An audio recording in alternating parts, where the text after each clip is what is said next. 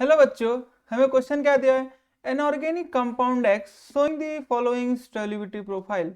X कोई organic compound है जो हम different different solvent and solutions में डाल रहे हैं और हमें इसकी सॉल्युबिलिटी के बारे में जानकारी मिल रही है।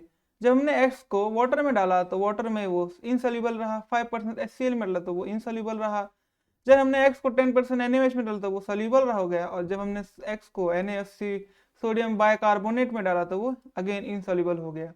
इसका मतलब है जो एक्स है हमारा वो 10% NaOH में सॉल्युबल हो रहा है। इसका मतलब वो एक स्ट्रॉन्ग बेस में सॉल्युबल हो रहा है।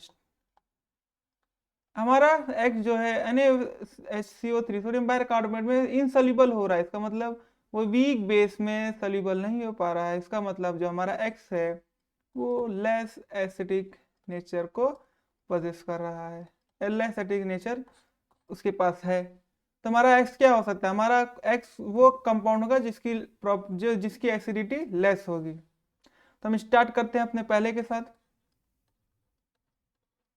ये है ऑर्थो टोलेडिन की कंपाउंड हमारा।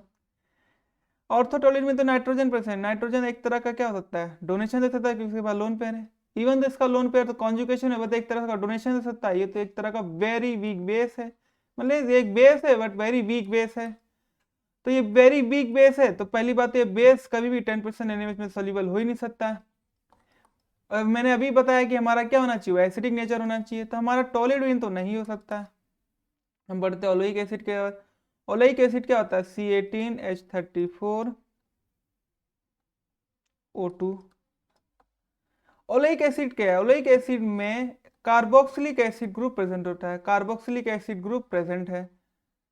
अब कार्बोक्सिलिक एसिड ग्रुप प्रेजेंट है तो ये क्या एक स्ट्रॉन्ग एसिड की कैटेगरी में आता है। स्ट्रॉन्ग एसिड की कैटेगरी में आता है। स्ट्रॉन्ग एसिड क्या है, स्ट्रॉन्ग एसिड तो 10% NaOH में भी सोल्यूबल है, NaOH में सोल्यूबल है।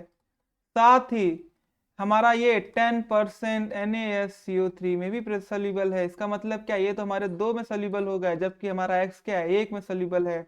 इसका मतलब हमारा ये बी हमारा आंसर नहीं हो सकता। अब हम बढ़ते हैं बेंजामाइड की तरफ। बेंजामाइड ये होता है।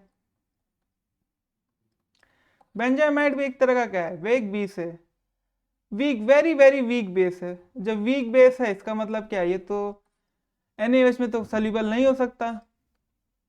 तो इसका मतलब क्या, ये भी हमारा आंसर नहीं हो सकता। हमारा आंसर क्या है, हमारा आंसर है मेटाक्रिसॉल। वो कैसे, OH और मेटा पोजीशन मिथाइल ग्रुप है, इसको बोलते हैं हम लोग मेटाक्रिसॉल। यहाँ पे क्या ये OH जो है NaOH के साथ कंबाइन होके बना सकता है ONA। ये वीक एसिड कैसे हुआ, जब ये डोनेशन देगा, जब H+ का डोनेशन हो जाएगा तो यहाँ पे O- बन जाएगा। O- यहाँ पे स्टेबलाइज हो रहा है, स्टेबलाइज हो रहा है बाय कॉन्जुगेशन, बट हमारा यहाँ पे आयोड जो CH3 वो यहाँ पे क्या लगेगा, प्लस आई लगेगा। प्लस आई लगाएगा तो O- जो अनस्टेबल होता जाएगा। इसका मतलब क्या, इसकी जो एसिटिक स्ट्रेंथ है वो एसिटिक स्ट्रेंथ क्या हो जाएगी, डिक्रीज होती जाएगी।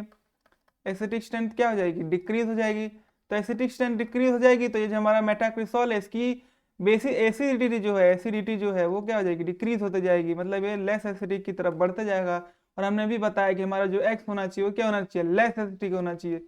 इसका मतलब हमारा आंसर क्या होगा, हमारा आंसर हो जाएगा ऑप्शन सी। तो हमारा आंसर क्या है, metacresol. I hope you should understood very well. Thank you and best of luck.